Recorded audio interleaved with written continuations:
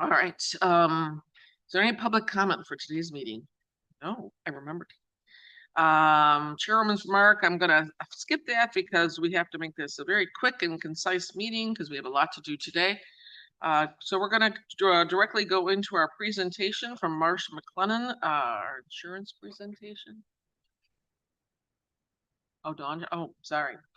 Okay, so a quorum of the members is physically present. I will entertain a motion to permit those members not physically present due to personal illness or disability, employment purposes, or the business of the board, family, or other emergency or unexpected childcare obligations to participate by video or teleconferences. I have a motion. I have a second. All those in favor? Aye. Okay, welcome, member to start. Okay, now moving on to our presentation from Marsh McLennan, our insurance presentation, and member Torntori is here also. Good morning. Good morning, and thank you, Chair Deacon Garcia, and good morning to the county board members. My name is Chris Boucher. I'm with Marsh McLennan. Our firm is privileged to serve as the employee benefits advisor to the county's employee health and welfare plan. Before I step you through today's report, I'd like to begin by acknowledging the members of the county's internal healthcare work group who have spent a lot of time, a lot of effort with myself, with my team, which ultimately manifests in today's presentation. But I'd like to thank those work group members now, Finance Chair Deacon Garcia, Board Members Zay, Mr. Nick Kottmeyer, Jeff Maritovich, and members of the county's Human Resources Department, Ms. Chris Clevenger and Ms. Suzanne McVeigh. It's true, this meeting, it's one meeting and it's pretty dense material, but they sat through many meetings with much heavier material. So on the way out, you might want to say thank you for helping to manage a much heavier and earlier lift. Before I get into the report, just a quick prologue as it relates to the healthcare marketplace. I personally have been in the employee benefits industry for over 25 years, and I can't remember having observed healthcare turbulence like this. That's not specific to the county of DuPage. That is just broadly speaking. One thing that Fox News and CNN agree on is that population health, it is deteriorating, that healthcare inflationary trend is as high as it's ever been.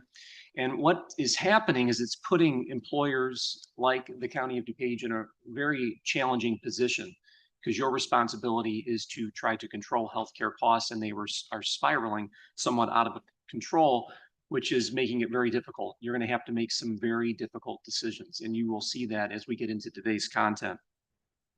But before I get ahead of myself, and before we start talking about 2026, I want to take a walk down memory lane at the 2025 decisions that this board made 1 year ago in September.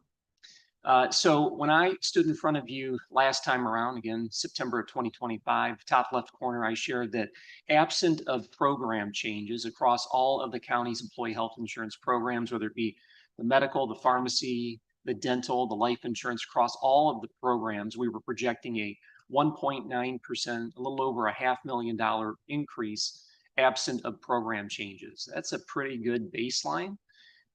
Based on that baseline, the county board decided not to make any changes in 2025. We didn't change the plan designs. We did not change the employee contributions, what they pay through payroll to participate in the health plan.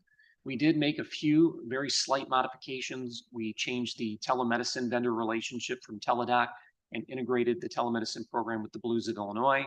And then we also eliminated what was a nuisance, a dental and vision child-dependent surcharge.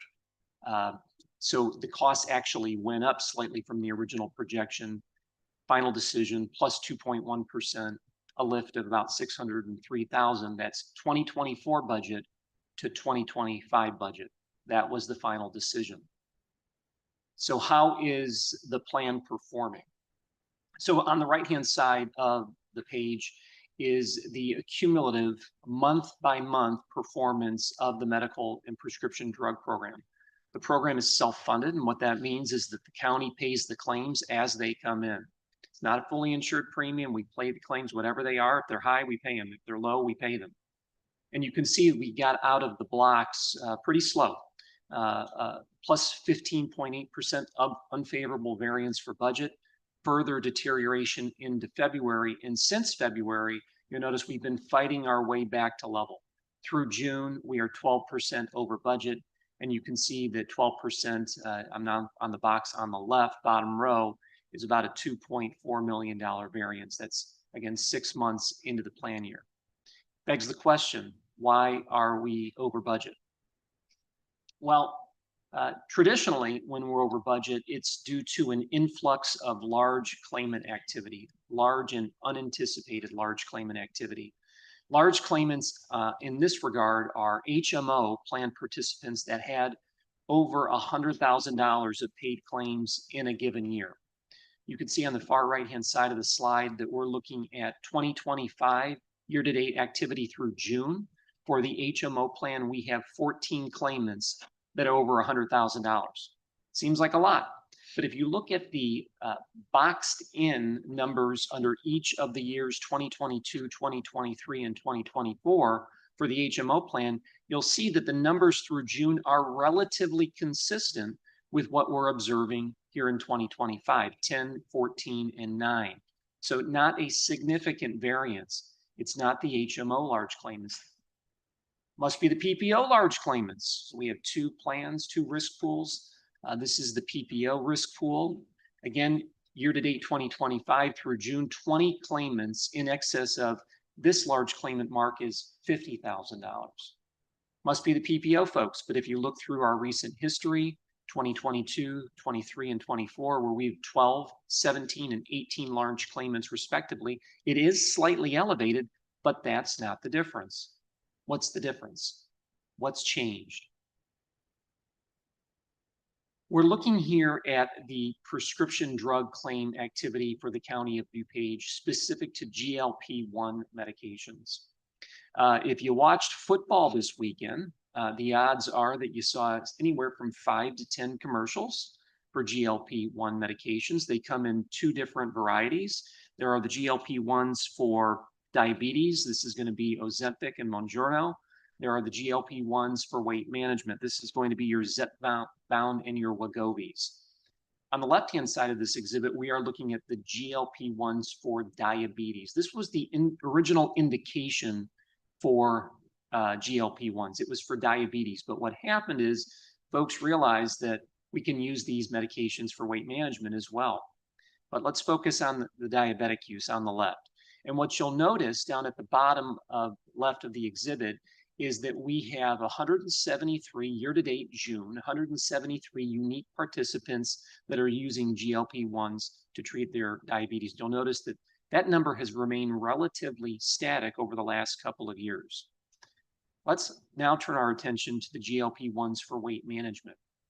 You can see at the top right, the county spent in 2023 GLP-1s, weight management, just over $500,000, $534,000. The number in 2024, almost $1.5 million. It's a 172% increase. And you can see that through June, at the midpoint of this year, we are almost there already, $1.4 million. You'll also notice in the bottom right corner for weight management, GLP-1s, the number of unique users has increased. 76 in 2023, became 204 in 2024. And here, year-to-date June, we are at 258.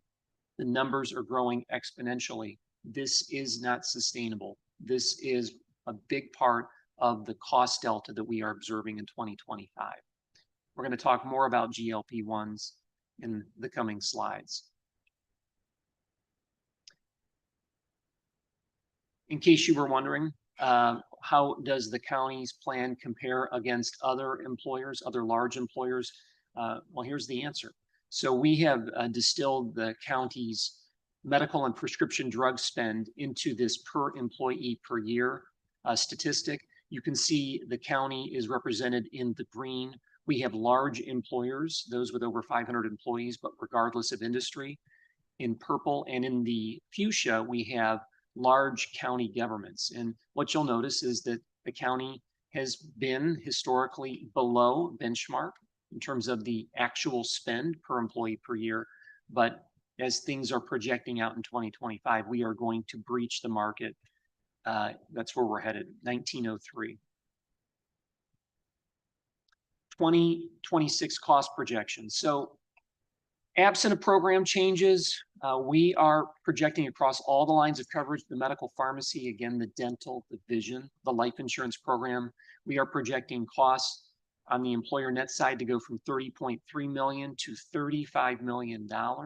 That's an adjustment of $4.7 million or 15.3% if we do nothing. We sit on our hands here today if we don't increase the employee contributions, if we do not introduce any plan changes. This is based on data through June. More specifically, how did we develop this projection? So we do the underwriting at Marsh McLennan for the county's health plan. You could see that we look at 24 months of claims. That's claims from July of 2023 through June of this year. We weight the most recent 12 months at 70%, the more historical 12 months at 30%. We know the cost of healthcare is going up. We know it's going up, so we anticipate that. It's going up because of inflation. It's going up because of an aging workforce. So we trend the claims into the future, 5.7% for the medical, 9.2% on the HMO for the pharmacy, and you can see higher trend numbers for the PPO. We integrate in the fixed cost adjustments based on your Blue Cross Blue Shield of Illinois renewal. That's included in there as well. And you can see for the HMO, we are projecting a 13% increase. That's 2.9 million. For the PPO, it's a 23% increase or $1.7 million. And then finally on the dental, it's the exact same treatment, 24 months of claims, and in the end, a slight increase, 1.1%. Here are the claims. So if you wanted to see the claims, here are the HMO claims that were included in our underwriting. That blue line delineates between the most recent 12 months and the historical 12 months. The key number here is the bottom right corner. It is comparing the per employee per month claim spend between the historical period and the most recent period. And you can see that the number for the HMO claims increasing per employee per month between the two 12-month periods, 19.5%. Similar treatment for the PPO. Here's the 24 months of claims. The punchline is the fuchsia box in the bottom right corner. Per employee per month claims increasing between the two 12-month periods by over 28%. Beyond the medical, the vision is under a rate guarantee with superior vision, so no action there. The county has two surcharge programs. There's a spousal surcharge and a tobacco surcharge program. We assume in our projection that those programs will remain intact and that the current participant counts will remain the same. And then on the life and the disability, the life insurance, we did receive a very favorable renewal from the Hartford, which is a decrease of 35%. That is already integrated into our forecast. So when you roll it all together, here's what it looks like in a ledger format. We have each of the county's lines of coverage down the left-hand margin, broken out by the total or gross cost, the county's employer net cost, and then the employee share of the cost. The first numeric column on the left is the 2025 budget that we are tracking against. To its right is our 2026 projection without changes. The bottom right corner is the aggregate score. Again, do nothing, 15.3% or a $4.6 million increase. And you can see all of the action up in the top right corner is coming from the medical program. That's where there is pain. So what are we going to do about it? Well, like I mentioned at the top, there are lots of things to consider, and none of these decisions are going to be easy. Let's start, though, with a couple of layups. So again, I mentioned the county's health plan is self-funded. You pay the claims. But what happens if we have a claimant that has a heart transplant or is a hemophiliac or has end-stage renal disease? And these are million-dollar claims. Well, county can't absorb that expense. So we have something we call stop loss protection. It caps your risk per contract for the HMO at $230,000 per year, or for the PPO plan, $125,000 per year. Once a participant in a given year gets to that level, the risk becomes every dollar thereafter the responsibility of Blue Cross Blue Shield of Illinois for the remainder of the year. And every year we have the option to evaluate our stop loss levels. Again, 230,000 for the HMO, the PPO at 125,000. Well, we thought the HMO leveling looked appropriate, but we do see an opportunity with the PPO plan.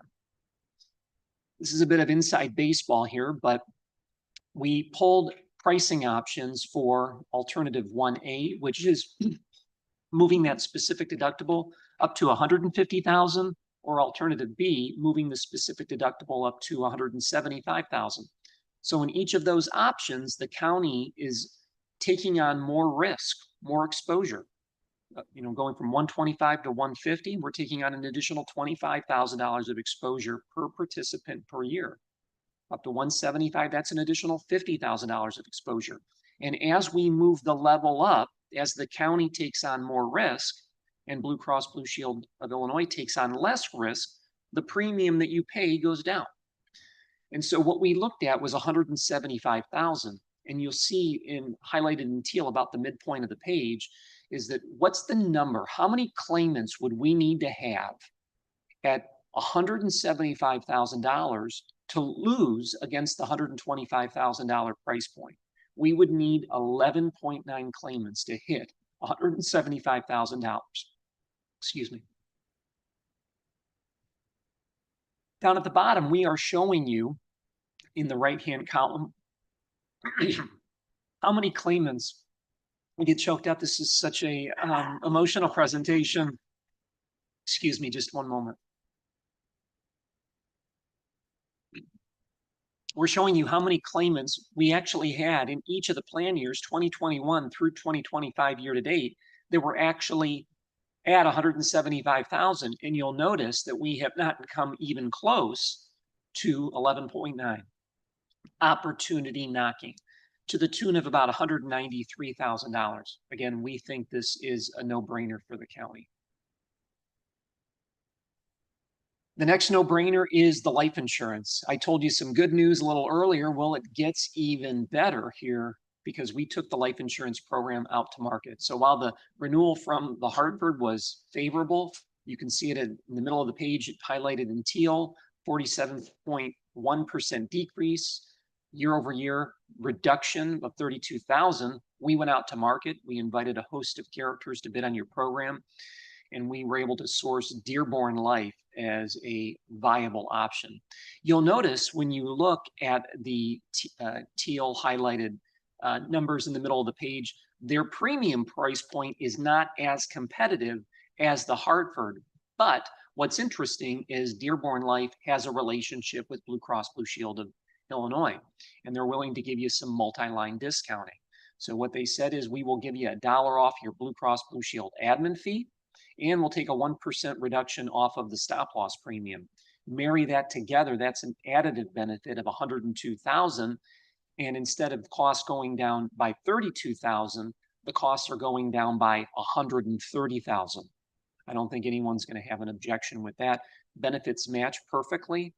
So this is an improvement from the renewal. This is the highlight in yellow in the bottom right corner of about $98,000. Again, a bit of a no-brainer for the county.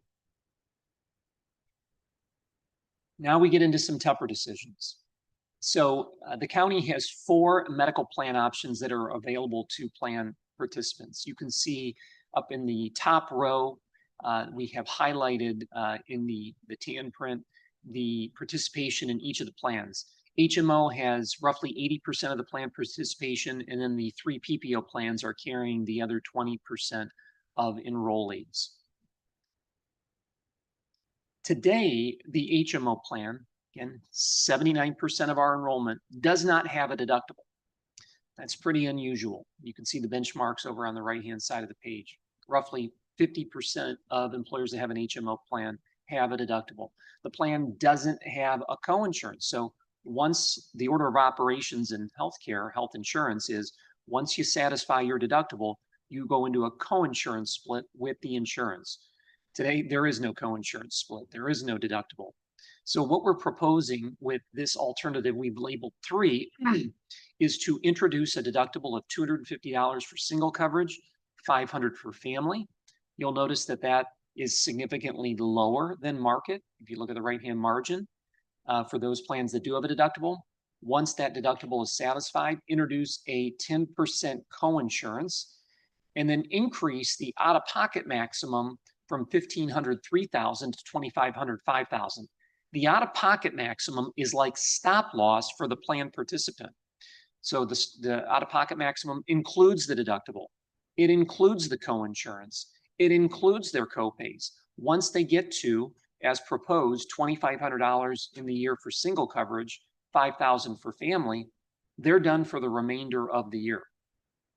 If we were to introduce this change, it would generate $610,000 of cost avoidance for the county health plan. We think it is benchmark and market appropriate. Another proposed plan change is, and we're going to get into a series of plan changes specific to the prescription drug plan. So today, if you look at the box at the top, the table, you'll see that the county has really a 3-tier plan design. So there's a $15 copay for generic medications. There's a $35 copay per fill for formulary brand name medications. So these are brand name medications that are part of a covered drug list. That's the formulary, the covered drug list. And then there's a $55 copay for non-formulary brand name drugs. What we're proposing in alternative 11A is to give the brand name medications, because we want to emphasize generic utilization, lower cost generic utilization, giving the brand name medications a copay lift, going from 35 and 55. That change would generate $84,000 of cost avoidance. Alternative 12B is a little bit more complicated. So specialty medications, if you look at that table again at the top of the screen, you'll see that specialty medications, whether it be formulary or non-formulary, have the same copay level as the tier 2, tier 3 copay structure. What are specialty medications? Specialty medications are hyper expensive medications. We are talking about $1,000 per monthly fill. We're talking about $5,000 per monthly fill. We are talking about in excess of $10,000 per monthly fill. You have participants on the plan that are using these medications. They need them. They need these medications. But what we're proposing with alternative 12B is to have a more equitable split versus what's happening today, where they're paying $35 for a $10,000 medication. Under alternative 12B, we would introduce 2 new tiers. We'll call them tier 4 and tier 5, where the participant will pay 20% of the ingredient cost of the medication, not to exceed $200 per fill. This would have application across all 4 of the county health plans that are available. And this change would generate $126,000 of cost avoidance. And this is market appropriate. If you thought that was interesting, then you'll love the alternative on slide 24. So today, the PPO plans have access to a broader formulary, a larger covered drug list than the HMO plans. What if we were to create and give the PPO plans the same formulary as the HMO offering? And what's the difference between the offerings? Well, there are more higher cost drugs on the PPO formulary than there are on the HMO formulary. So if we were to transition the PPO to the performance formulary, that's what it's called, that the HMO plan is currently leveraging, it would generate in the bottom left corner $44,000 of cost avoidance. Now, we don't just make these changes or propose these changes willy or nilly. We looked at claims from March of 2025 through June of 2025. We looked at all the drug claims for the PPO plan. You can see up at the table at the top of the screen, roughly 17,700 scripts used in that period for PPO plan participants. We then took those drugs and we dropped them through the performance formulary that we're proposing. You'll notice there was a 99.1% match. 161 unique claims fell out, would not be covered. Well, what does that mean they would not be covered? Well, now I'll direct you to the table at the bottom of the screen. What that means, of the 161 that are not covered, 134 There's another medication that has the same ingredients, it's the same therapeutic equivalent that is covered. It's just not that brand name. It's an alternative, same ingredients. The other 27 medications were over-the-counter drugs, and they should be purchased over-the-counter, and people were actually paying for those over-the-counter drugs through the county health plan. And so there's not a lot of disruption. And for those that are, there are safeguards that they can still get the drugs that they need. So again, moving the PPO to the performance formulary, $44,000 of cost avoidance. This last option is by far the most controversial. And this goes back to the commentary earlier around GLP-1 medications. Again, the original indication for these medications was diabetes. We're not proposing to change that at all. But what if we were to change the county's policy around GLP-1s for weight management? Now, this is going to create some disruption. It's going to create some significant disruption. We know, and again, it's highlighted in teal on the second table, the table at the middle of the page, we have 258 unique users of these GLP-1s for weight management today. If we were to eliminate them with a January 1 effective date, it would save the county roughly $2 million. But that would be disruptive. So within the internal healthcare work group, we had some conversation about giving the plan participants time, giving them an opportunity to transition, to find an alternative means to get what they need. And so let's not just rip the Band-Aid off January 1st. What if we were to enforce the change with a July 1, 2026 effective date? And of course, it's simple math. That cuts the savings opportunity in half. What you all also notice in the right-hand margin in the yellow highlight is that based on 2024 national benchmark data, 56% of employers are not covering these GLP-1s for weight management.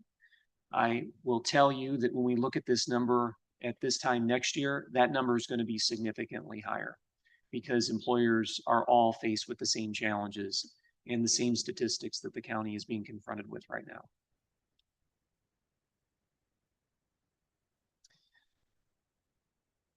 I mentioned that the employee contributions, I skipped over a table that was in the exhibit, but as we looked at the employee contributions, it's important to note that the employee contributions for the county health plan have only increased twice over the last 8 years. And you can see that was in 2020 and in 2024. And so we looked at multiple, given the significant increase this year, we thought it made sense to potentially increase employee contributions for 2026. And so here, where we landed as a work group was, what if we were to increase the employee contributions, alternative 15B, by 5%? And if that were to take place, the employee contributions would go up. The county would save roughly $354,000 against the projected increase. You might be wondering, what is the impact to plan participants? So again, we've got the 2025 current contributions highlighted, bless you, in yellow down the middle of the left-hand side of the page. We've itemized each of the plan options down the left-hand margin by plan option, by coverage tier. We're showing you those contributions. Again, it's yellow to yellow. Yellow on the left is the 2025 current contributions. Yellow on the right is the 2026 contributions with the 5% increase. And so you don't have to do the math. We, on the right-hand margin, are showing you what the monthly increase is pre-tax for the participants under the proposed 5% adjustment.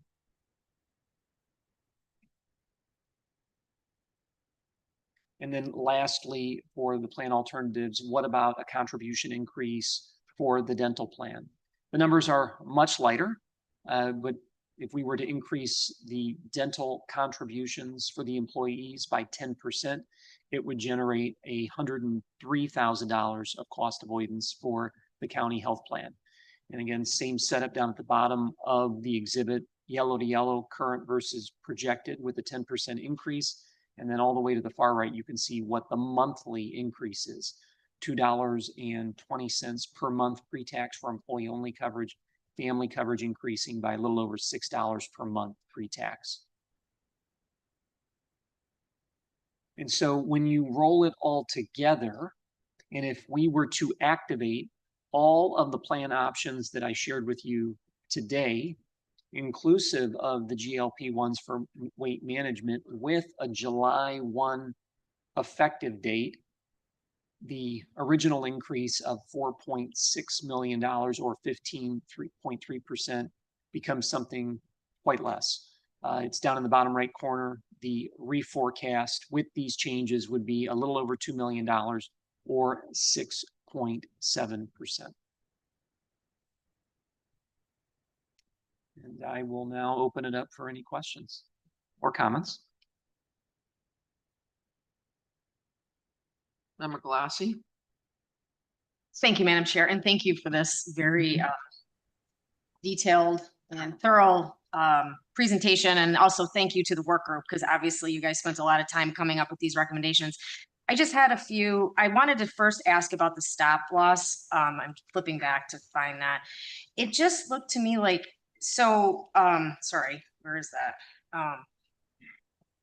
That I'm wondering, you recommend the 175,000 stop loss. Did you explore if you went up to 200? Because here we are.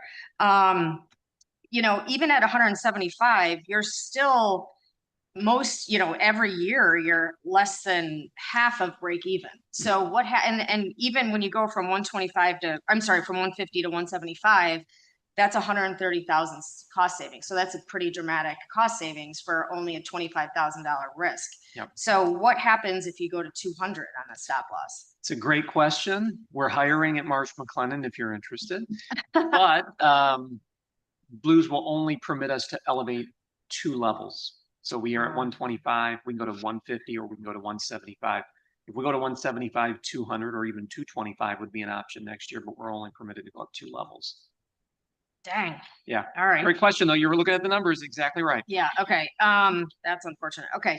Then I guess I just wanted to talk or give my opinion on the weight loss prescription and the very, I forget what you call them, but the very expensive medication that you said is essential for the people taking those medications. Yes. And you went from, I forget what they're currently paying, to $200 a month, it sounded like. Yes, it's slide 23. 23. Thank you. I guess I understand that we need to be very cost conscious as a county. That one, though, is upsetting to me, because if those are, I have parents that are on some very expensive medications, and when people are elderly, and I'm guessing, you know, a lot of the people on these medications might be in that category, you know, that could be quite a hardship to go from, you know, what they were paying to $200 a month for an essential medication. So that is one that I guess of all your recommendations, I don't agree with, just because I would fear that people that really need these essential medications would not be able to afford those. Conversely, on the weight loss medications, I think that number, unfortunately, or fortunately, whatever people are opinion on them are, the weight loss medications, I think the amount of participants taking them, to your point, 5, you know, advertisements per football game. I mean, they're everywhere right now. And if we're at 258 participants taking them, I think that number is just going to go up every month. I understand wanting to wait to July to give people time to find alternatives. I think to offset the cost setting that the cost savings that I'm recommending, to not increase those essential medications to 200 a month, I would recommend stopping after Q1 on like whatever that would be, March 1st, for the weight loss medications to offset that cost. So those are my recommendations. Again, thank you for all this work, and I appreciate your time, and I agree with the other recommendations. All right, thank you, Member Glassy. Next I had Member Covert. Thank you, Madam Chair, and thank you for your presentation. was a wonderful presentation. I'm going to give my opinion on, I'm looking at 4 options here. The increase in the deduction for the HMO, the prescription drug plan design changes. What really did get my attention was eliminating coverage for the weight management medication that saves us $2 million. I think that I like that idea because I'm looking at this as we want to save costs for the county, and we have to look at it as a whole in the aggregate, because whatever we do, if we, let's say for the first plan, the increase in the deduction for the HMO, that may be a hardship on a lot of employees over here. And with food insecurity on the rise and housing and all these issues, I'm afraid that would have a pretty significant impact on the employees, and we would have to respond to that as a county, which would increase our costs. So to save a little bit of money, we're probably going to be spending more money at the end. So I really like the idea of the elimination of the weight loss medication, saving $2 million. I would agree with my colleague, Member Galassi, about maybe stopping it not in July. I understand they need to find an alternative, but if we could end it a little earlier, I would be in favor of that. So thank you. All right, thank you, Member Covert. Member Zay was next. Thank you, Madam Chair. And Chris, thank you again to your team. I know we went through a lot of this. I know this is a lot to take in. I mean, we did months of this. If you look over the last 10 years, the county has, I think, only raised the employee contribution twice over the last 10 years. We've given considerable raises to our employees. And employees will say, well, you gave me a 3.5% raise or a 3% raise, and you raised my insurance 5%. It doesn't correlate like that. It's not an apple and an apple. It's totally different. So, you know, what we have seen over the last 10 years, we were trying to drive people to the HMO with a cost, but by not raising the employee contribution, we've actually done the opposite. We're actually losing people out of the HMO, and they're going in the PPO, which is a lot more expensive plan for us.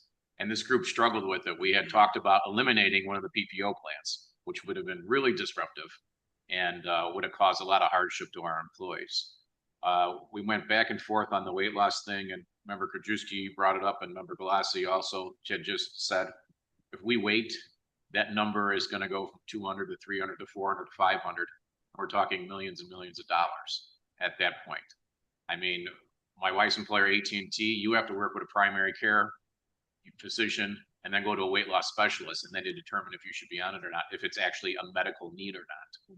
And we don't have that. So I'm thinking, I know we don't want to do it. I know there's some either July or ending it after the first quarter, but these are things we have to do because we always set out to do an 80-20 split. We've kind of gone off of that, and we're talking about money. $2 million is a lot for us to absorb, but you're talking insurance of almost $35 million for our employees, which is a huge increase for us.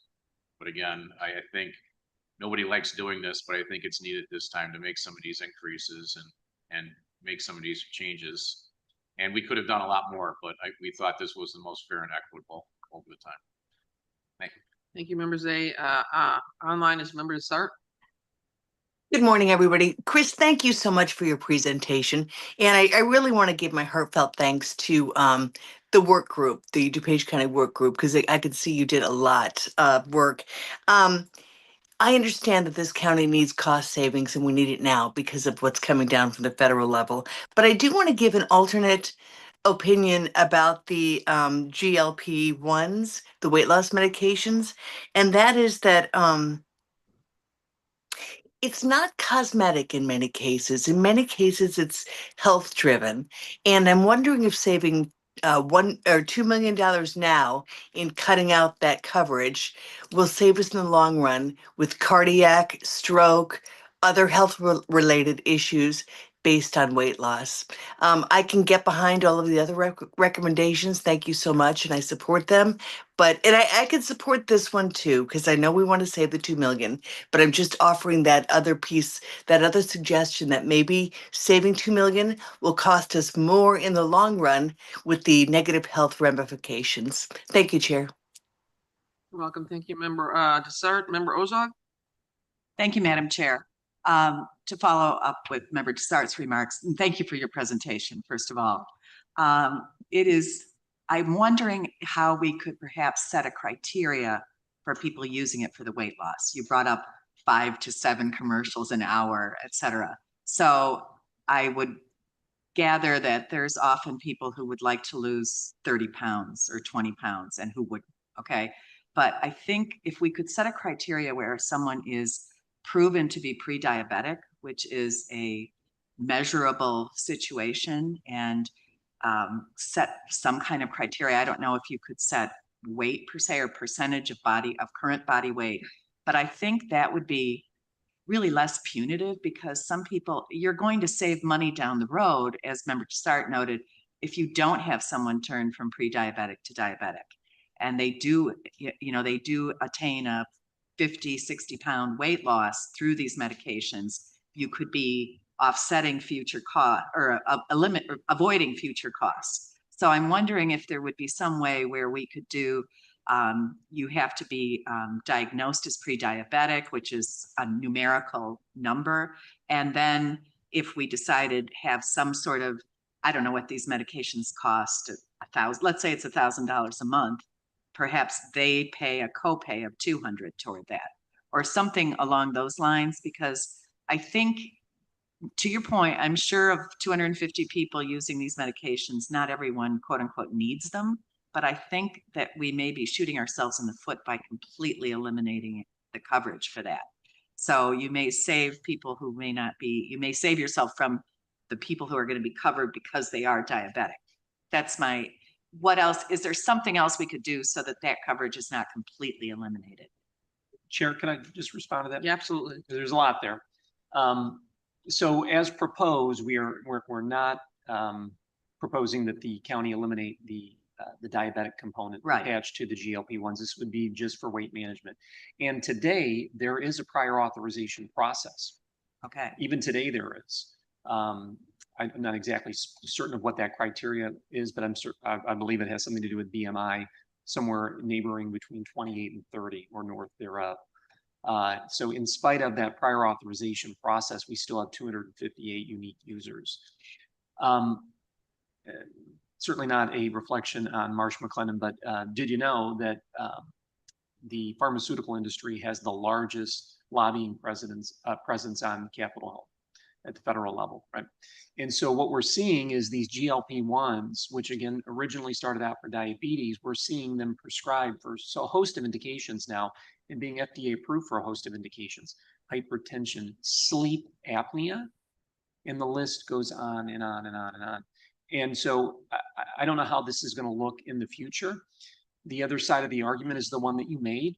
You know, a lot of folks that have chronic conditions usually have a comorbidity of obesity. It's somehow, some way linked. And so are we shooting ourselves in the foot? If we deactivate this for weight management, are we simply moving the problem into another area? The science on that is very immature, very, very immature. And I'm sorry, very immature. immature, yeah. Results, et cetera. Yeah. So I can't say for certain. But what I can tell you for certain is that the cost of these medications is $1,100 per month. And that translates to north of $13,000 per year per participant. And I can also tell you that in order to maintain that weight management component, you have to continue to be on this medication. And that when you exit that therapy over time, the results are going to look different. So trust me, not an easy decision to make by any means, but I know that we have a problem now, and it's going to grow significantly. Could we consider perhaps even a half payment where you would pay half of the $1,100 a month, which would deter people who were not really in need of this, but need versus want? Is that a consideration? Yeah. I know obviously we wouldn't save as much money, but it would not be, I don't want to use punitive is a little strong of a word, but in terms of people who are having results and et cetera, is that something that we could consider? So we went down this path with the internal healthcare work group. We inquired with the Blues as to whether or not we could set up a distinct cost share element tied to these GLP-1s for weight management, whether it be in a standalone deductible, 250, 500 copay, a co-insurance, and the Blues are not able to systematically administer a unique provision for that.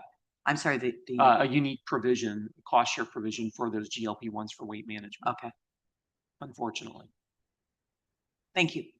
Yeah, we did have a long discussion in our work group about this. So this has been something we've been discussing, trying to find something. And at this point, there's nothing other than them lowering the cost themselves, the companies themselves to help with this. So unfortunately, that's where we're at. Member Krajewski.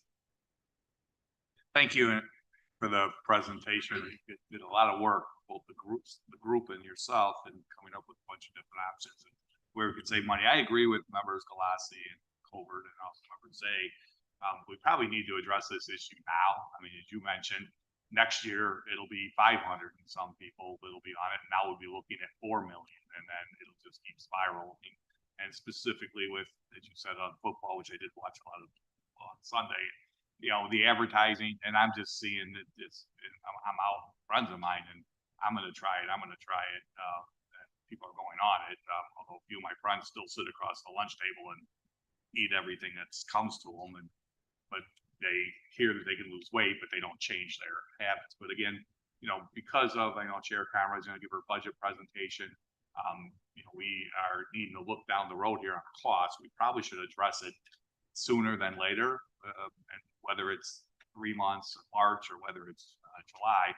Otherwise, we'll be back here next year, and you'll be telling us it's 4 million or $4.5, $5 million, and then we're going to have to make dramatic cuts at that point. And maybe we're cutting the other health insurance. I don't know, but we're going to have to figure it out, and it's just going to keep snowballing. And it's better to address it today and versus letting it linger, and it becomes even a bigger problem in the future. So, you know, whether it's March or whether it's June, you know, I would support getting that phased out. And if we use the savings to, as Colbert said, to increase the special needed drugs, I would be for that. Okay, thank you, Member Krajewski. Member LaPlante was next.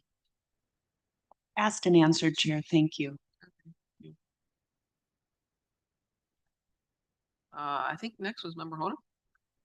Thank you, Chair, and thank you, Chris, for a great presentation and all the hard work that the working group did. I would have to agree with almost everything that has been said by my colleagues. I think that cutting the weight loss drug, you know, to January 1 even would be ideal. I mean, the cost savings from there to, you know, it's even 6 months later is huge. And also, you know, I think that the HMO being affected, and especially with the I think it was the deductibles from 1,500 to 3,000 to then 2,500 to 5,000. I think that kind of what Member Zay said, and people are moving over to more expensive plans in the PPO, that the HMO group and the employees that can't afford that are being adversely affected, because if they're, you know, on HMO because of wanting to pay a lower price for that insurance, they're being affected more as opposed to people who can afford the PPO plan. I also agree with Member Galassi with this with the stop loss, because that also, as we saw, not even half of the claims are reaching that max. So I do agree with that as well. I'm more concerned, we haven't talked at all about the employee contribution for the alternative for the dental. I know that 102,000 seems like a lot. I think that, you know, with how expensive it is already going to the dentist, mixed in with all the other changes with the HMO, PPO, the stop loss, everything added together, I think that if you brought back the July 1 to January 1st for the weight loss, the that medication for January 1, that could subsidize the loss here, the 102,000, because again, it doesn't seem like that much you're contributing, but then when you're looking at from a family perspective, as you have more people on that plan, it goes up kind of substantially, in my opinion. And with all the other things going on, the, you know, inflation, the cost of everything, I think that that is also fair for our employees to, maybe we can look at that and not doing the dental one. But again, everything else, I do agree with my colleagues. And again, thank you for the presentation, and that's all I have. Thank you. Thank you, Member Honig. Next, I have Member Heather. Thank you, Madam Chair. This was a great presentation. I would often start to write my question and you would say, I draw your attention to the right side of the slide and there my answer would be. So thank you for a thorough presentation. I agree with Member Galassi in that I'm not in favor of eliminating coverage for performance prescription drug formulary. A lot of these people that are using these drugs are already going through a lot in their lives, some serious disease, serious conditions. So that's one thing that I worry that we are adding more burden onto them by increasing their share of the medicine that they would have to buy. But I also want to ask a question based on slide number 9. The county's cost versus other employers. And we see that we are surpassing other county governments, we are surpassing other large employers. Could you help me understand why are we breaching the market here? What's the reason for us that we are going above and beyond these other two big buckets as well? Yeah. Thank you. It's a great question. So on slide 9, you're looking at this per employee per year spend, the county against the market benchmark. What I would point to is while, if you look at 2024 data, we're very competitively positioned, right? So that's based on year-end actuals 2024. 2025 is a projection if we continue on the current trajectory. Now, what's difficult to ascertain when you're looking at these statistics are we comparing an apple to an apple or an apple to an orange? What do their plans look like? Do they have an HMO? What does their participation look like? Does that HMO have a deductible? Are they covering GLP-1s for weight management? So there are certain nuances between the county plan and other employers that I can't exactly speak to, but I think you have a very generous plan here that you offer the county employees, and I think that's largely contributing to that difference. Thank you. Okay, thank you, Member Heather. Member Evans next. Thank you, Madam Chair. Thank you, Chris. Your job, I'm realizing your job is to be the bad guy. So, well, thank you. I'm typecasting. But you're doing a great job. So, the nicest bad guy ever. I want to weigh in. It's getting repetitive, but the GLP, I really hate that we'd have to take it out, but I think it is necessary.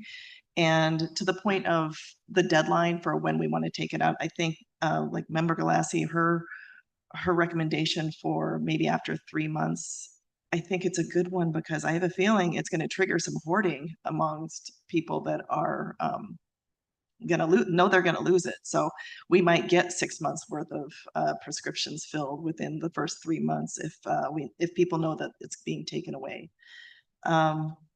For the PPO formulary, so being a bad guy, the PPO formulary, it's only saving us about $43,000. And I say only, it is a lot of money, but I think in my mind, to upset as few employees as possible, I would be in favor of just leaving that alone. I think one of the things about the formulary is it's not so much taking away the prescription medicines, but some of the way that HMO requires you to go through all these different hoops just to get to that one prescription. It is so frustrating and it will cause people to just give up and not even try to pursue it. So I really I would love to just eliminate that one portion. Everything else I can get on board with. And in the dental, when I first saw, oh my God, it's a 10% increase. It's $2.20. I think it's fine. I think we need to look at the actual numbers, what they're going to do to impact the employees. $2.20. I'm more than okay with. So great job with this whole presentation and all the work, including every member of the committee. This is really a hard decision, but we do have to be responsible with everyone's taxpayer dollars. And so those are my thoughts. Thank you. Thank you, Member Evans. Member Yu is next. Oh, thank you, Madam Chair. So yes, a lot of my questions have already been answered, and particularly the GLP-1 and the unintended consequences if we were to stop coverage of that. But just as Member Evans just mentioned, I'm actually in favor of not doing alternative 13, as she was stating, just because on page 24 of the slide, it does say the county's pharmacy claim spend is 1.7%. That's very small. And so I'm just thinking that with that cost impact being so low, I would prefer not going forward with that one. And then I do have a question with regard to alternative 2, the life insurance and voluntary benefits moved to Dearborn Life, which is a cost impact of the 98,120. I just had a quick question. Maybe I missed it, but are there changes to the life insurance policies that will happen? Will this impact anything? No. No change, no loss, no Okay, gain. so It'll be it's just- a mirror of the current program with the Okay, Hartford. so that's all I wanted to know. Thank you. Okay, thank you, Member Yu. Vice Chair Cahill. Thank you. Thank you, Chris, for your comments and for your presentation and to the working group. I don't want to be repetitive, so I will just say that I support all of the alternatives, including the elimination coverage for weight loss medications, and I would support moving it up to 3 months, as mentioned. I did want to ask a question. We had an issue before about an employee with a fertility problem between, she was covered by one plan and then switched to another plan. And there was an issue with that. And as a result, we as the county covered her claims. What is the plan for fertility for the employees? Is there fertility coverage? Right now, the HMO covers the fertility, PPO does not. There's only specific coverage up to, it's not the actual fertility IVF coverage. So it would right now that would be intact, but we would make sure that the education is there so people know where the coverage is in the plans that we offer to the employees. Okay, great. Thank you. And that's another thing the working group did. We did talk about working with HR and Chris and getting more education out to our employees about what's available on what plan so that they know which one they should choose for their needs. So that's something we'll be working together on. Last comment, I believe, is Member Eckhoff. Okay, perfect. Perfect. So what I'm going to do now is Member Zay. Thank you, Madam Chair. You know, if we do decide to go with that first quarter, we're actually are giving the employees 6 months notice, kind of by today, if we're going to say that. I mean, you got starting in October, so we're basically are giving 6 months notice ahead of time that we're going to be, you know, concluding this coverage. So it's not a 3 month, it's more of a 6 month notification to the employees. Okay, thank you, Member Zay. And now last, I think, is Member Glass. Thank you. I think this was said, but I just want to reiterate that I am a proponent of what Member Zay just said, what I mentioned in the beginning, and that is, you know, cutting off the GLP-1s after Q1, because my fear is that if we wait till July, even though it's saying a $992,000 savings, that number is going to dramatically decrease because the amount of people deciding to take the medication is going to increase pretty dramatically, looking at what our numbers have been over the past 3 years. So that's why I'm a proponent of Q1 as opposed to July 1st. Thank you, Member Galassi. And again, to be clear on this, there are certain things you can be diagnosed with that will allow you to get the insurance for the weight loss drugs. So we need to make clear with the education on this. So if you have certain medical reasons, you still can get the weight loss drugs. So The GLP-1s, that's right. GLP-1s, yes. Yep. So we want to make sure that we know that. Okay. Okay. So what I'm going to do is go through the recommendations one by one. I'm going to look for a consensus on those. And then if we need to, much with 13 or with the GLP one, we'll maybe make an amendment at that point in time of what we want to see at that point. So on alternate 1B, the stop loss has increased the PPO to specific deductibles to $175,000. Everyone, all in favor or hands up? Any opposed? Okay, so that one we're going to go forward with. Alternative B, life insurance and voluntary benefits. We're going to move to Dearborn Life. Hands up if you're in favor. Any opposed? Put your hand up. Okay, alternate B, we're going to go with. Alternate 3, HMO implements proposed plan changes, deductible, co-insurance, increasing out-of-pocket max. Hands up if you're in favor.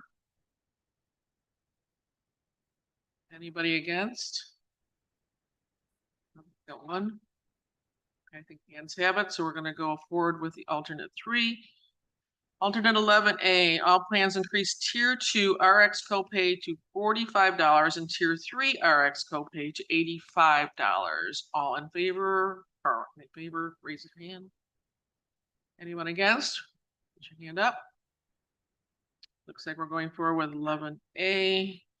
Alternate 12B, increase tier 4 and tier 5 RX cost share to 20% co-insurance up to $200 maximum. Raise your hand if you're in favor. Okay, any opposed?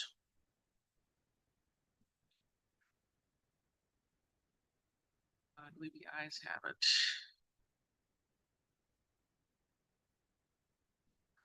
We'll do it again. It was 4 against, so then the rest were 4. So I guess we got how many here? 17.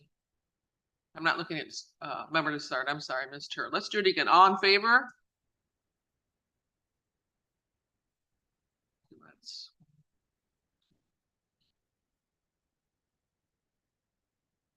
8. Oh, I didn't count it twice. Not opposed to this. 1, 2, 7. So it's 8 against 7. I did. I think so. 9. I was thinking. Okay, so that we're gonna go ahead with that one then. Okay. Alternate 12. That was alternate 12B, I believe. Right? No, alternate. That was L11A. Alternate 12B. All plans increased tier 4 and tier 5 RX cost sharing to 20% co-insurance up to $200 maximum. All those in favor, raise your hand. That's what I just did. Okay. Okay, now we're going to go on to the alternate 13. So, I didn't count myself.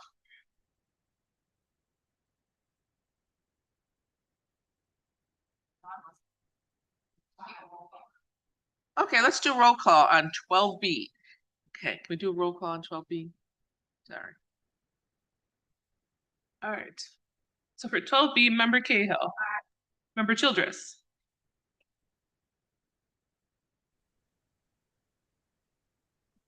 We're just trying to get We're just getting consensus, so we're just trying to get a consensus. We don't clear need a idea, motion. since I was counting their hands not correctly, so Right. Member Childress. help me out. Member Covert. Aye. Member Desart. Aye. Member Eckhoff. Member Evans. Member Galassi. Member Garcia. Aye. Member Heather. Member Honig. Member Krajewski. No. Member Krajewski? No. Okay. LaPlante. Member LaPlante. Member Martinez. Yes. Member Ozag. Member Schwarzy. Member Tornatori. Member Yu. Member Zay. I'm sorry, I have to change my vote. I thought this was about the prescription only, not, it says RX, so my vote was no. Okay. Sorry, I have to change it. So what are the vote then?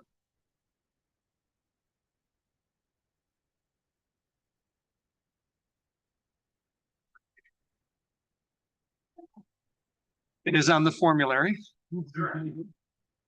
That would be a tie vote on this. So how, I don't know, I guess that a tie vote.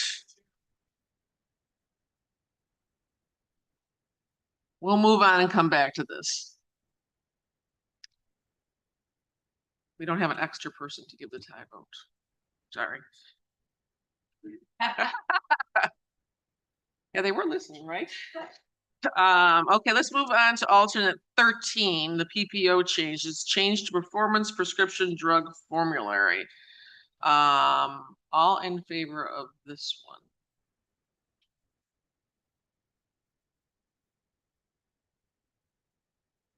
Those against? 1, 2, 3. So 4 against. So that one will go forward. Here comes the chair. No. Okay, moving on to alternate 14B. Okay, should we just make a amendment onto this right now because I have a feeling that's what we're going to all want, right? We're going to change this. I'm going to make the amendment. We eliminate the coverage for weight loss medications starting in the first or as of March. So we would give 6 months notice as per Member Galassi's recommendation. All in favor of that, raise your hand.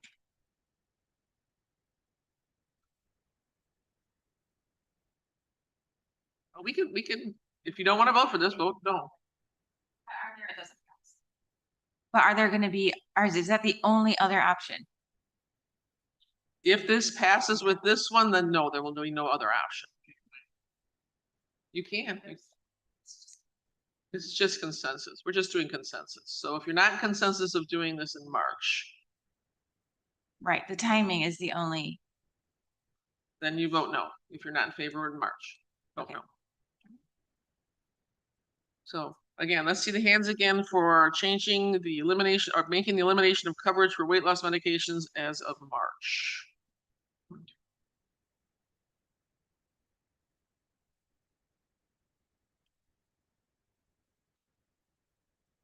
14, so the consensus is for March. And all those opposed, if you want to raise your hand.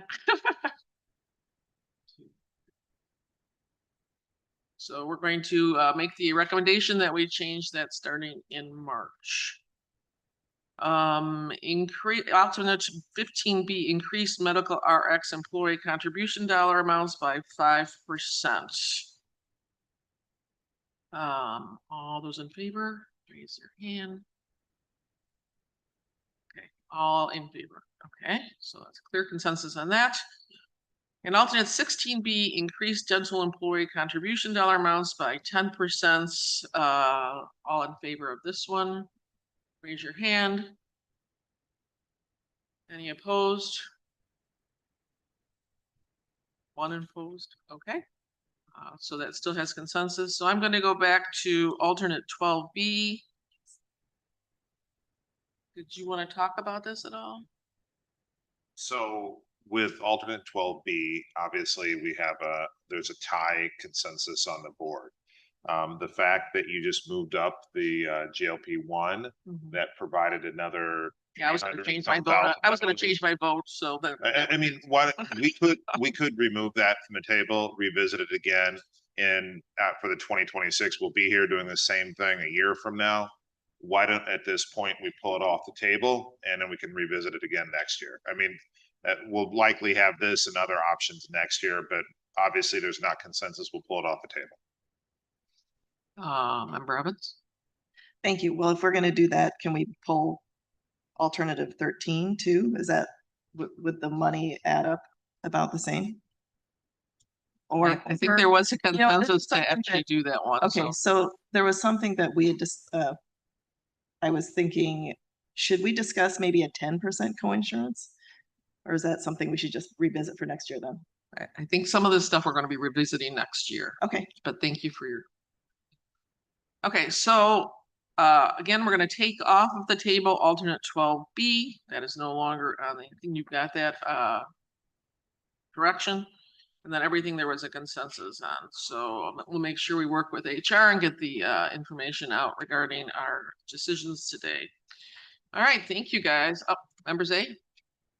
Thank you, Madam Chair. And Nick, can you say that this amount is 6.7% or less is covered in the chair's proposed budget for 26? So we won't be taking out of, we had money. Absolutely. So that's, as you know, as part of the working group, we've identified that this was a pressure point many months ago, and our finance team has incorporated this amount of money within the budget. So we do have a balanced budget moving forward. And keep in mind, the increase you saw is, it's not split evenly, but there's a split between the enterprise funds and the general fund. So we have accommodated this, correct? Okay. Member Krajewski. Microphone. Additional 300,000 or so off of this, right? If we're going March 1st, where it's not going to be 900,000, it'll be 1.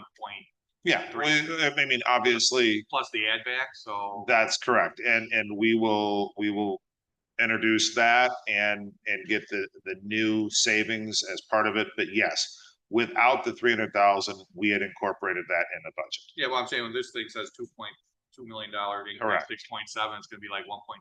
Yeah. something like that. But it's not the full amount because half of that would be the savings for the enterprise funds and the other half would be the general fund. Okay, thank you, Nick, and we're gonna get going because we have to get done exactly at 10 o'clock. So I'm moving ahead and can I get a motion to approve the minutes of 25-2223 for these regular meeting of Tuesday, September 9th, 2025? We got a motion by member Krajewski, second by member Covert. All those in favor? Aye. Any opposed? Motion carries. Moving on to budget transfers. And can I get a motion to approve 25-2252 transfer of funds from 1,1180 contingencies to transfer out of county infrastructure in the amount of $1,865,501 for radio replacements for OHSEM, sheriff, probation, and state's attorney. We got a motion, I believe, by member Krajewski. Who was the second? Second by member Yu. All those in favor? Aye. Any opposed? Motion carries. May I get a motion for 25-2254 transfer of funds from subscription IT arrangements to IT equipment, capital lease, custodial services in the amount of $251 to cover under budget amounts for the recorder's office? We got a motion by member Heather, second by member Cahill, or Vice Chair Cahill. All in favor? Aye. Any opposed? Motion carries. May I get a motion to approve 25-2255 budget transfers for 9/23/2025 for various companies and accounting units? Got a motion by member Zay, second by member Heather. All those in favor? Aye. Any opposed? Motion carries. Okay, moving on to economic development and member Yu. Thank you, Chair. I move on EDP 1-25, recommendation for the approval of a contract to Parents Alliance Employment Project to provide job training and employment services to serve youth in DuPage County for the Workforce Development Division for the period of October 1, 2025 to September 30, 2026, for a contract amount not to exceed $591,928. Got a motion by member Yu, second by member Heather. Roll call, I guess, or do we just do all ayes? All ayes. And alls, ayes. Aye. All in favor, thank you, gosh, my brain is gone. All in favor? Aye. Any opposed? Okay, ayes have it. Motion carries, thank you. Oh my God. May I get a motion to approve EDP 225, recommendation with approval of a contract to Wheaton Warrenville CUSD 200 to provide training and employment services. Oh, I'm not reading it. Why am I reading it? Oh my gosh. I'm sorry, member Yu. That's right. I gotta get some coffee. I move on EDP 2-25, recommendation for the approval of a contract to Wheaton Warrenville CUSD 200 to provide training and employment services for youth clients in DuPage County for the Workforce Development Division for the period of October 1, 2025 to September 30, 2026, for a contract not to exceed $200,000. Motion by member Yu, second by member Covert. Or member Evans. Evans, sorry. Any discussion on this? All those in favor? Aye. Aye. Any opposed? Motion carries. And finally, I move on EDP 3-25, recommendation for the approval of a contract to Leaders in Transformational Education to provide job training and employment services for youth clients in DuPage County for the Workforce Development Division for the period of October 1, 2025 to September 30, 2026, for a contract amount not to exceed $120,000. Got a motion member Yu, second by member Heather. Any discussion on this item? All those in favor? Aye. Any opposed? Motion carries. Thank you, member Yu. Sorry about that. Moving on to judicial and public safety and member Evans. Thank you, Madam Chair. I move to discharge the Judicial and Public Safety Committee for agenda item 8B1. That's FIR 014154-25.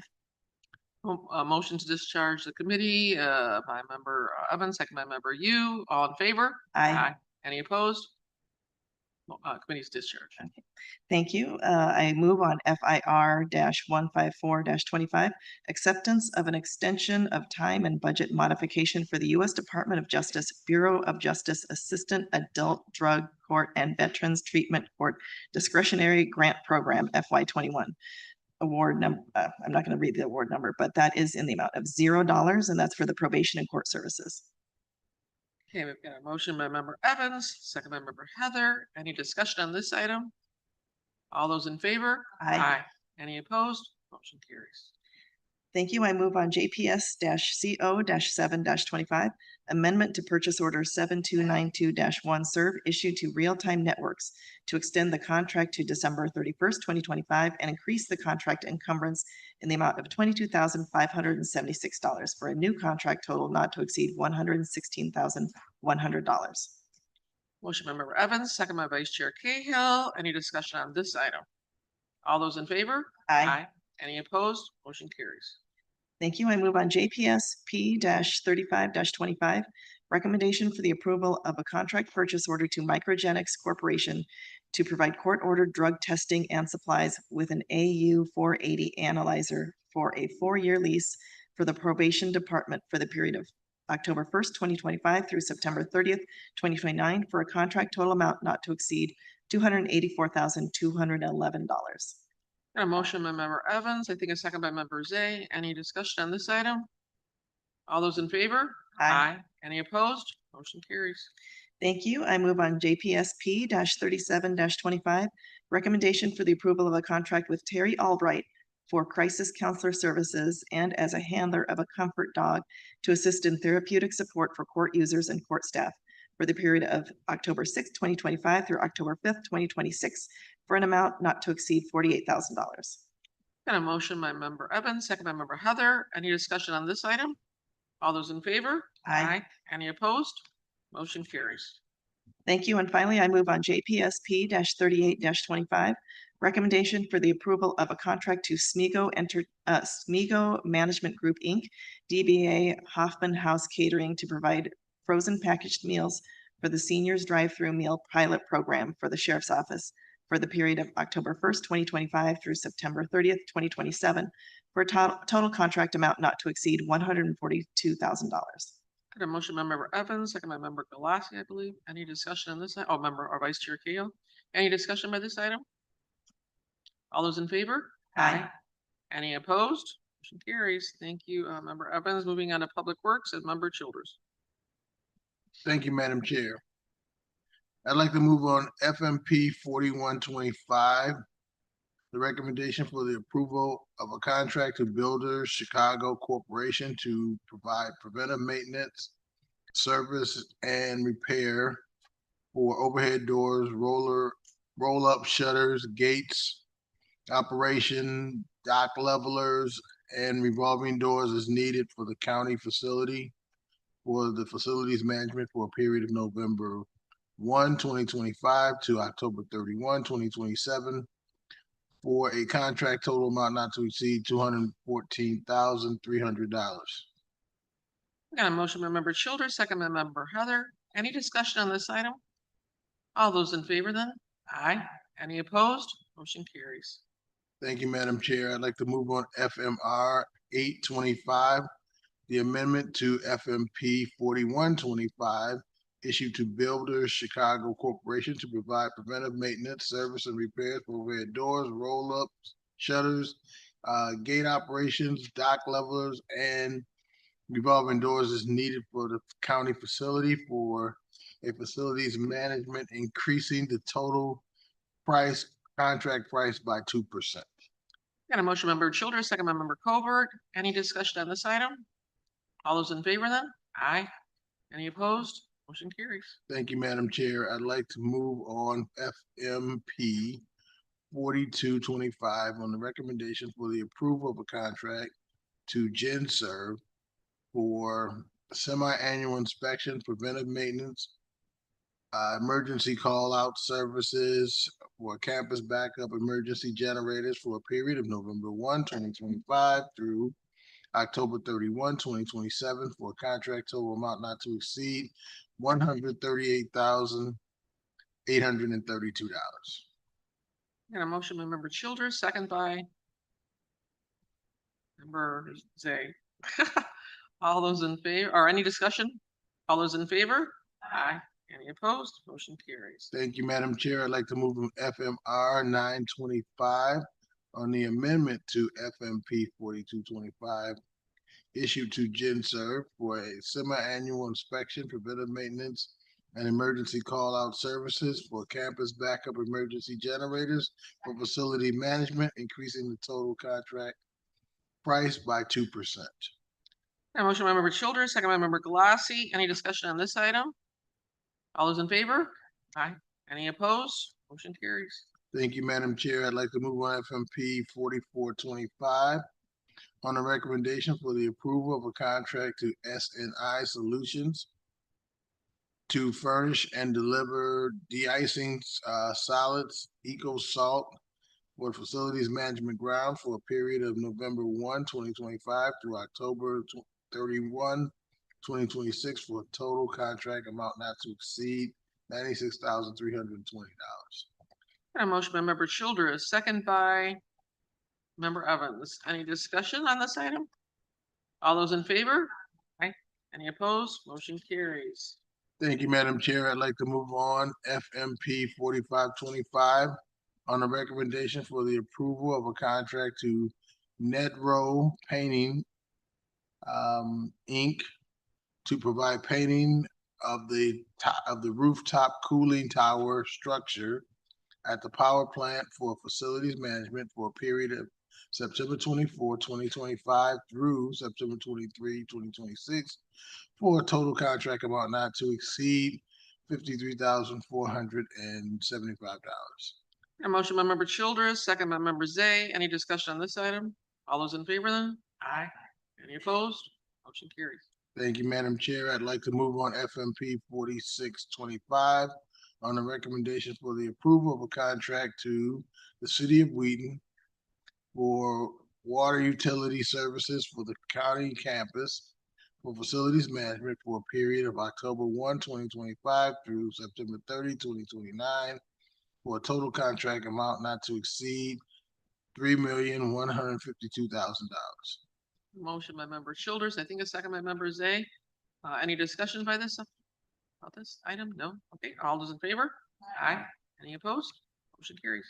Thank you, Madam Chair. I'd like to move on FMP 4725 on a recommendation for the approval of a contract to Wheaton Sanitary District for sanitary sewer services for county campus for facilities management for a period of October 1, 2025 through September 30, 2029 for a total contract amount not to exceed $1,821,000. A motion by member Childers, second by member Galassi. Any discussion on this item? All those in favor? Aye. Any opposed? Motion carries.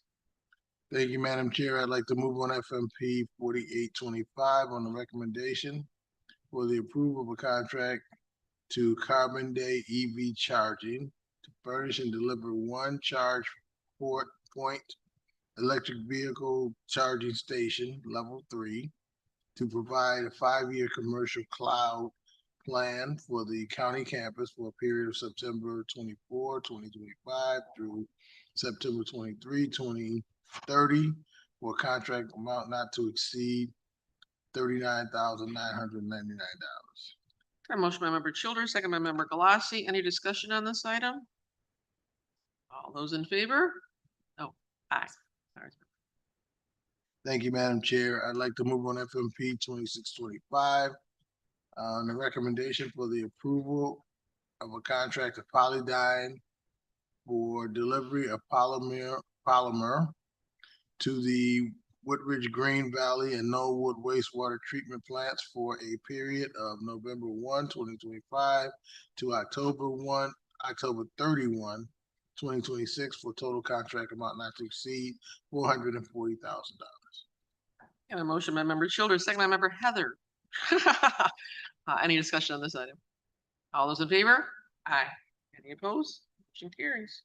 Thank you, Madam Chair. I'd like to move on FMP 2725 on the recommendation for approval of a contract to Nicor Gas for natural gas delivery services for a period of October 1, 2025 to September 30, 2027 for a contract total amount not to exceed $375,000. And a motion by member Childers, second by member Galassi. All those in favor? Any Thank you, opposed? Madam Chair. Sorry, any opposed? Okay, motion carries. Go ahead. Thank you, Madam Chair.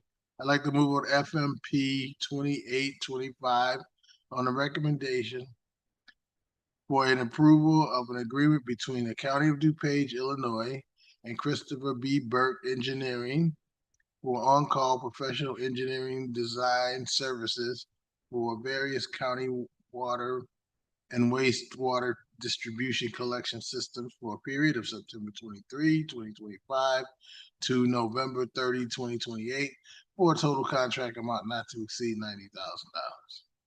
Got a motion by member Childers, second by member Heather. Any discussion on this item? All those in favor? Aye. Any opposed? Motion carries. Thank you, Madam Chair. And finally, I'd like to move on FMP 2925 on the recommendation for the approval of a contract between the County of DuPage, Illinois, and Strand Associates for construction management services for various capital projects for a period of September 23, 2025 to August 31, 2026, for a total contract amount not to exceed $50,000. Got a motion by member Childers, second by member Evans. Any discussion on this item? All those in favor? Aye. Any opposed? Motion carries. Thank you, Madam Chair, and I guess I'm done spending money. Thank you, member Childers. Okay, moving to technology and member Cover. Thank you, Madam Chair. I move for approval on 8D1, item 8D1 TECO-0004-25, recommendation for the approval of an amendment to purchase order issued to Toshiba Business Solutions for multifunctional device equipment, supplies, software, and service solutions to increase the contract in the amount of $153,713.67, resulting in amended contract total amount not to exceed $1,906,862.55. Got a motion by member Covert, second by member Yu. Any discussion on this item? All those in favor? Aye. Any opposed? Motion carries. Thank you. I move to combine item 8D2 and 8D3. A motion to combine 8D2 and 8D3. All in favor? Aye. Any opposed? Those are combined. Okay, thank you. Moving on to EP 0012-25, recommendation for the approval of a contract purchase order issued to Insight Public Sector for the purchase of KnowB4 software for cybersecurity awareness training and phishing testing for the Information Technology Department for the period of October 30th, 2025 through October 29th, 2026 for a contract total amount not to exceed $33,792, contract pursuant to the Intergovernmental Cooperation Act. And then moving on 8D3, TE-P-0013-25, recommendation for the approval of a contract purchase order to Infor US Inc. for ERP software maintenance and support for information technology for the period of December 1st, 2025 through November 30th, 2026 for a contract total amount of $250,380.75, not suitable for competitive bids. Okay, we got a motion by member Covert, second by member Yu on those two items. Any discussion on any of them? All those in favor then? Aye. Any opposed? Those motion pass on those. Thank you, member Covert. Moving on to transportation and member Ozark. Thank you, Madam Chair. I move to combine items 8E 1 through 3. Motion to combine 8E 1 through 3, seconded by member Say. All those in favor? Aye. Any opposed? Those are combined. Thank you. I move for approval of item 252168, amendment to resolution DTP 324 issued to Albert Bench and Company to provide professional construction engineering services for improvements at Geneva Road Bridge over the west branch of the DuPage River, to increase the funding in the amount of $138,658, resulting in an amended contract total amount of $997,932. I move for approval of item 252171, amendment to resolution DTP 124 issued to Sabora Group for the improvements along County Highway 11 Army Trail Road Bridge over West Branch DuPage River to increase the contract in the amount of $49,885, resulting in an amended contract total amount not to exceed $710,208.04. I move for approval of 252208, amendment to DTR 39921 Mead Incorporated to decrease the remaining encumbrance and close the contract to provide 2022-2023 traffic signal street light maintenance for the Division of Transportation. Contract expired on November 30th, 2023. Got a motion by member Ozog, second by member Childress. Any discussion on these items? All those in favor? Aye. Any opposed? Motion carries. Okay, thank you. I move for approval of DTP 4525. Recommendation for the approval of a contract to State Testing LLC for professional materials testing and engineering services for the Division of Transportation, $180,000, stormwater management, $20,000, for a contract total not to exceed $200,000. Professional services vetted through a qualification-based selection process. Got a motion by member Ozog, second by member Zay. Any discussion on this item? All those in favor? Aye. Any opposed? Motion carries. Thank you. I move for approval of item DTP 4625. Recommendation for the approval of a contract purchase order to Nicor Gas to provide natural gas distribution services as needed for the Division of Transportation for the period October 1st, 2025 through September 30th, 2029 for a contract total not to exceed $130,000. A motion by member Ozog, second by member Zay. Any discussion on this item? All those in favor? Aye. Any opposed? Motion carries. Thank you. I move for approval of DTR 3025, awarding resolution to Mead Incorporated for 2026-2027 traffic signal and streetlight maintenance at various locations within DuPage County for an estimated county cost of $7,718,158.36 per lowest responsible bid. Got a motion by member Ozog, second by member Zay. Any discussion on this item? All those in favor? Aye. Any opposed? Motion carries. Thank you. And finally, I move for approval of DTR 3225, resolution to support and participate in the dial-a-ride study for DuPage County conducted by the RTA through its community planning grant program, county cost not to exceed $150,000. Motion by member Ozog, second by the vice chair Cahill. Any discussion on this item? Member Krajewski.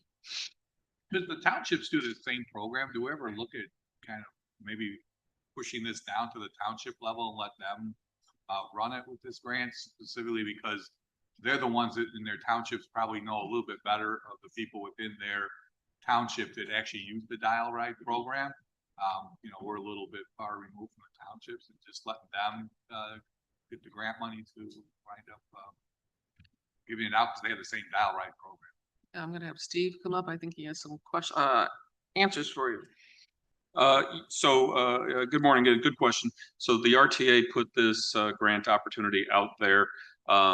It kind of fit better for the county to do it because which of the 9 townships would probably take that on, number one. But really, given our experience at Hinsdale Lake Terrace and the success, if you will, for the demand for that program, we felt like there was a need to see what everybody is doing around us and see if that could be, if we can basically leverage all of the myriad of programs across the county. All the townships have a dial ride program, and they probably have a lot more than we do.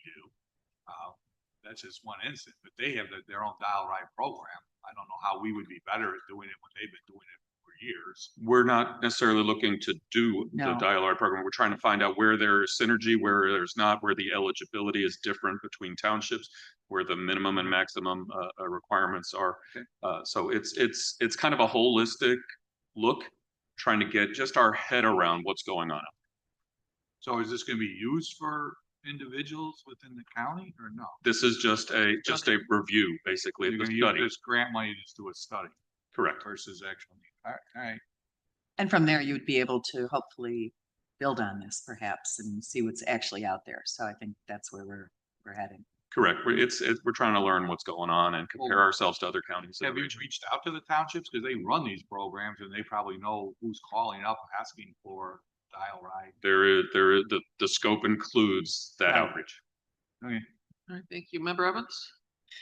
Thank you, Madam Chair. I just want to say that this is appropriate to do a countywide study on the dial-a-ride programs. So what better way to find efficiencies and maybe help the townships save some money and improve just moving around the county. They don't just stay within the township. So thanks for working on this. Okay, thank you. Any other discussion on this item? All those in favor then? Aye. Any opposed? Motion carries. Thank you. Thank you, Member Ozok. Moving on to finance resolutions and Vice Chair Cahill. Thank you, Madam Chair. I move for approval on FIR 0149-25, acceptance and appropriation of the Tobacco Enforcement Program Grant, Program Year 26 Intergovernmental Agreement in the amount of $7,172, Sheriff's Office. Got a motion by Vice Chair Cahill, second by Member Galassi. Any discussion on this item? All those in favor? Aye. Any opposed? Motion carries. Thank you. I move for approval on FIR 0151-25, ratification of emergency procurement for goods and services for a total amount not to exceed $500,000. Got a motion by Vice Chair Cahill, second by Member Heather, Evans or Hoover. I've got a question by Member Desarts. You're mute. You're on mute. Thank you. Yeah, I see that this is for the ransomware situation, and in May of 2025, we made our initial procurement for this for containment, investigation, recovery, mitigation. Nick, could you remind me how much that was in May?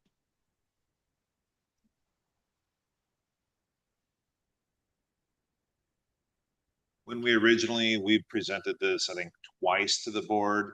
And I think our expenses at that time were around 58,000 around that time.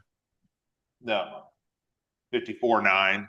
So this is the 500,000 you see because we're still doing data mining. So we don't know. This is kind of an all in, and keep in mind, this is tort liability. And then we cover the first $250,000, and anything over that is covered by our insurance company. Okay, thank you. Because I think I asked at that time back in May if this 54.9 was the total we're going to pay. And you said at that time that it was. You didn't think it was going to go up any higher. So I'm just. We've got state's attorney and IT here. At that point, it was so early. That was what we were in. Maybe I said something misunderstood. I apologize. But we're in. There's many vendors that are part of this, both sides of it.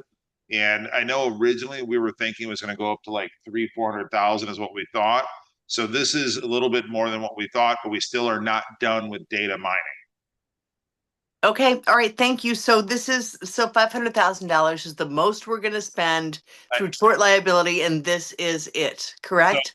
So first of all, the 250,000 is the most you will spend because that is our liability. Anything over that will be covered by insurance. Okay. Our 250 will be paid out of tort liability. I can't guarantee you that our best guess, the entire team, we sat down and we think is actually above what we need. But if we do data mining and we find something that we didn't expect, it could be more. We don't know. Okay. Yeah, and just so you know, we pay all of these expenses and are reimbursed by our insurance company. Okay. All right. Thank you, Nick. Thank you, Madam Chair. Okay, thank you. Any other questions? Member you?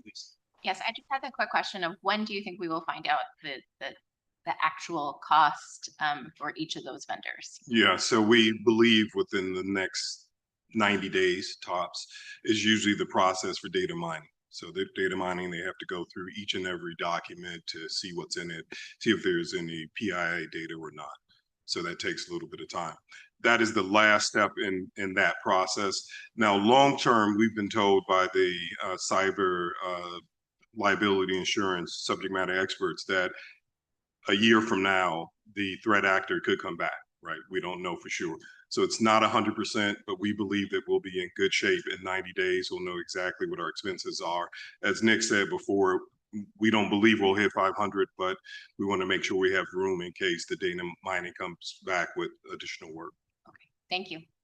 Okay, any other discussion on this? Yeah. All those in favor? Aye. Any opposed? Motion carries. Thank you, Madam Chair. Finally, I move for approval on FIR 0152-25, additional appropriation for the 2016 courthouse bonds debt service in the amount of $7,000 for fiscal year 2025.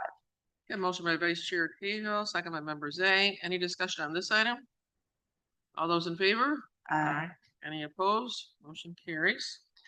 And last, I move to receive and place on file payment of claims, B, wire transfers, C, county board resolutions, and D, grant proposal notification.